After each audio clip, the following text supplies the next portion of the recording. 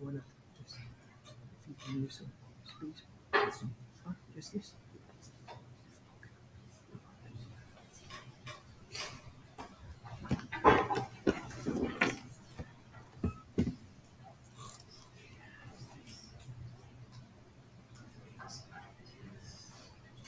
I am Takayuki from Toyohashi University of Japan, Toyohashi University of Technology, Japan. I talk about reduction of severity of indoor heat stroke due to air conditioning use.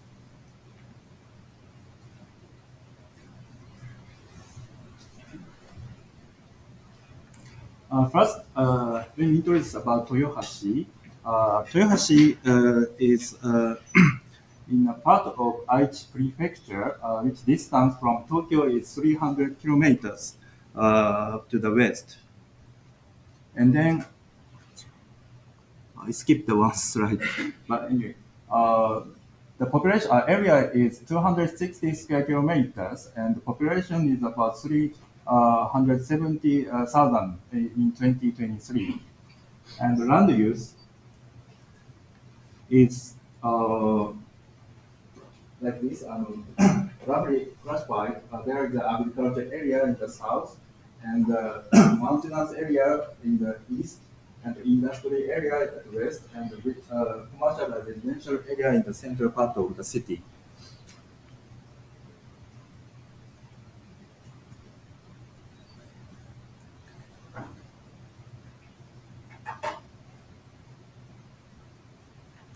The climate is belonging to humid subtropical, and the meteorological condition during summer season is daily average temperature is 25 degrees. Average daily maximum temperature is about 29 degrees, and average wind speed is 3 meter per second, and average precipitation is about 180 millimeters.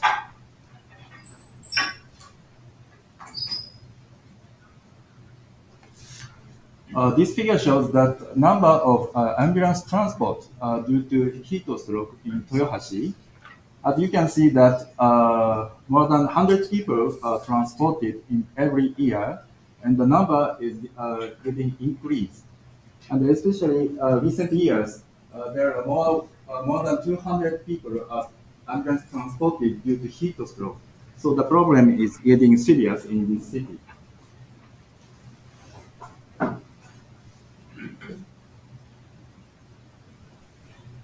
The next slide shows that the percentage of ambulance transport due to heat stroke in Toyohashi, and classified by place which heat stroke occur: residence, workplace, and public area and work.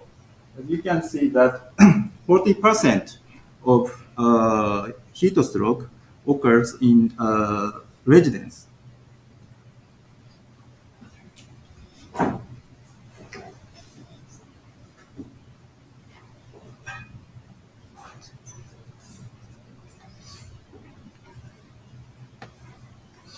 And this figure also the same as before, but classified by age.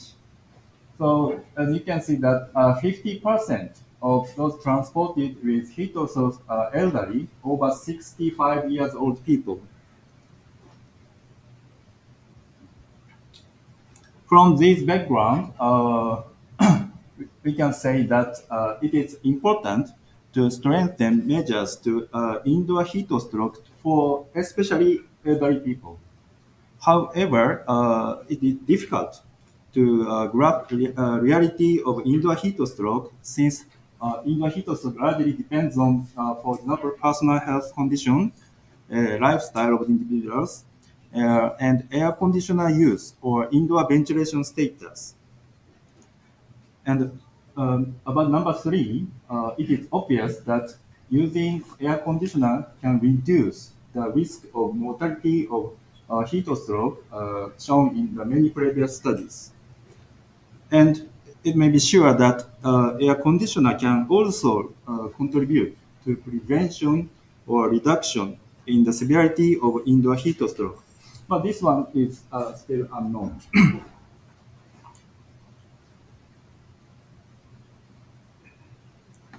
So from background, our objective is to estimate the extent to which the use of air conditioner can reduce the severity of indoor heat stroke.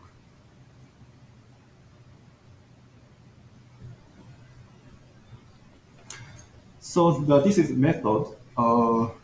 This is summary of ambulance transport data provided by the Toyohashi Fire Department. The period of data is from 2006 to 2020, and there are two types of data.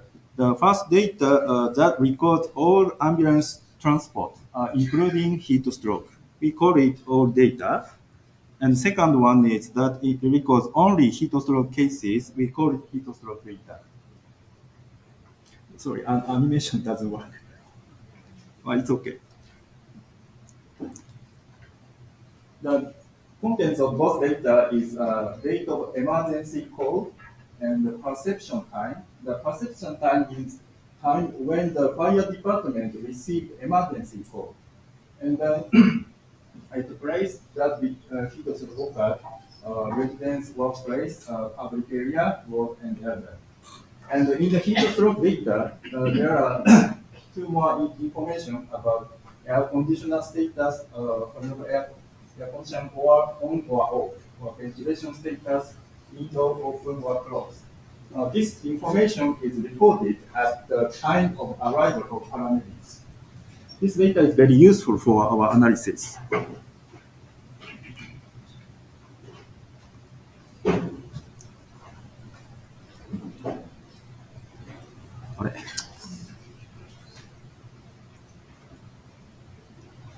Okay, the method.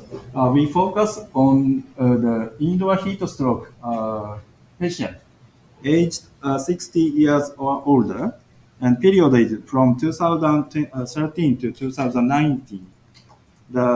We adapted logistic regression analysis, and objective variable is heat stroke severity. In this case, 0 for mild case, 1 for moderate or severe cases.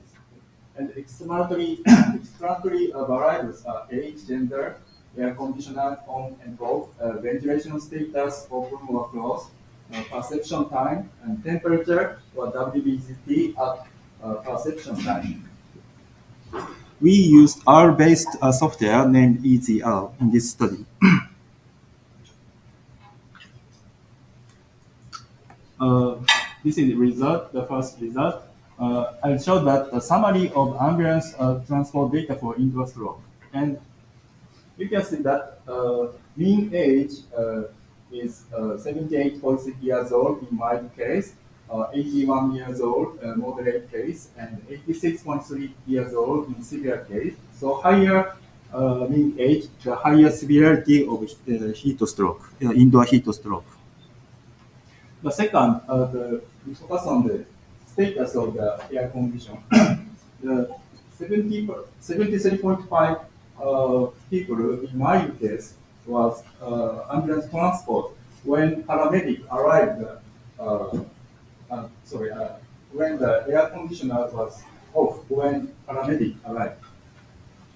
This percentage increases by 19.4 in moderate case and 100 in severe case. So not using air conditioning is easy to serious indoor heat stroke. And then daily maximum temperature and daily maximum WBT did not affect indoor heat stroke severity.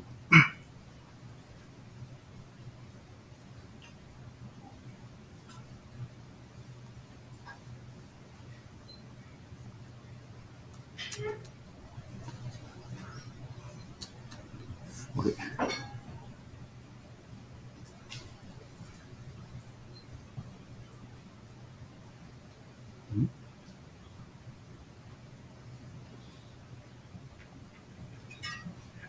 Could you help me?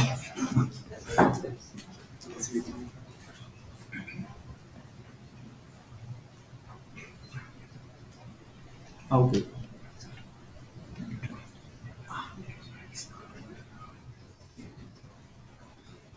Strange. Yeah.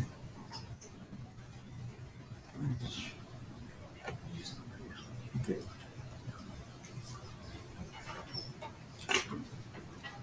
The next is that this table shows the calculation from this duration, and you can see that the significant difference is conditional. You can see that and this means that odds ratio for air conditioner turn on is 0.24 times that for turns off. This means that there is significant contribution to reducing the severity of indoor heat stroke. There is another extraordinary that has a significant difference perception time. This means that the later perception time, the smaller odds ratio of being moderate or higher. Little bit out of the strange result, but this is because the number of indoor heat stroke with moderate or severe cases is higher in the morning than in the afternoon. Uh, and then next, this figure shows the probability of being moderate or severe indoor heat stroke by air conditioner on or off. The black bar shows the probability being moderate for air conditioner off, and the white one is on. So the difference between black bar and the white bar shows that using air conditioner has the potential to reduce moderate indoor heat stroke by 60%. For the 60s, for the 70s, the 27%. For 80s, the same as 70s. For 90s, the using air conditioner is very most effective to reduce moderate indoor heat stroke. So this is the air conditioner may reduce the severity of indoor heat stroke by an average of 26%. And this is, we can say that we more encourage elderly to use of air conditioner in their residence to prevent indoor heat stroke. However, there are some problems remain that regarding the use of air conditioner by elderly. The first problem is historical issue. The generally elderly people has insensitive to heat, and this results in that air conditioner is not used even when room temperature is high. And the second one is economical one. Because the people has generally low income, they hesitate to use air conditioner due to expensive electric bill. Recently, Japan very expensive. So this problem we have to resolve in future. 2 minutes. Okay. The last slide conclusion. Our findings is like two things. All over still. Okay. We can have. Okay, we have to finish. Thank you for listening.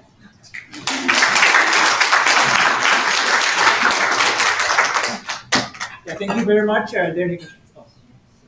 Thank you for your presentation. I was wondering how you integrate the fact that air conditioning has side effects and participate to increase warming, so participate to increase impacts, all the impacts on the health, on health.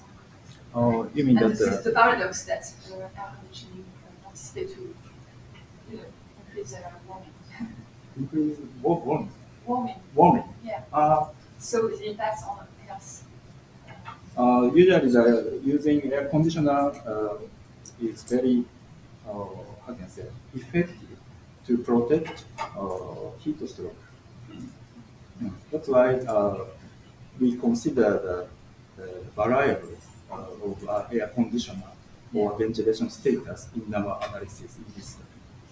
Yeah, but it has also side effects and it rejects some heat. So it has effects on. Yeah, actually, in this case, we haven't taken the survey. Yeah. Thank you. Yeah. Oh, there's just one. Please. Thank you for the interesting presentation.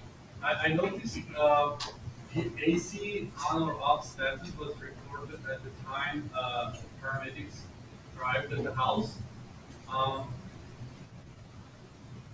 but so my question is about the timing aspect of it, because it could be that air conditioning was off the entire night, but by the time that they started receiving it, especially in the case of older adults, that's when they turned the AC on. So when the paramedics arrive, they see the AC on, but the higher exposure over the night was happening when the AC was on.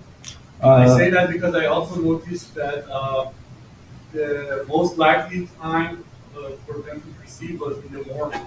Mhm. So what do you think about the timing aspect of this, especially the way that you are that they see on or off status? As you can see that because there are lots of patients in the heat stroke, maybe they got heat stroke during their sleeping last night or yeah, but family cannot notice immediately because that's midnight. That's why they call the emergency call late. Is it correct answer for you? I'm just wondering if the paramedics or whoever is capturing that data, they knew about the status of the AC the night before or hours before the actual heat stroke happens. Because by the time they get there, it may be that the AC was off the entire night, but it was on the last hour, for example, of the paramedics. So please. So, yeah. So I believe that's a very interesting question. And is it possible after this you can discuss further with your? Sorry. Just, do we still have time or? Yeah, we are. We have to move to the next. Okay, no problem. Yeah, sorry about this. In the later after this. Sorry. Thank you very much.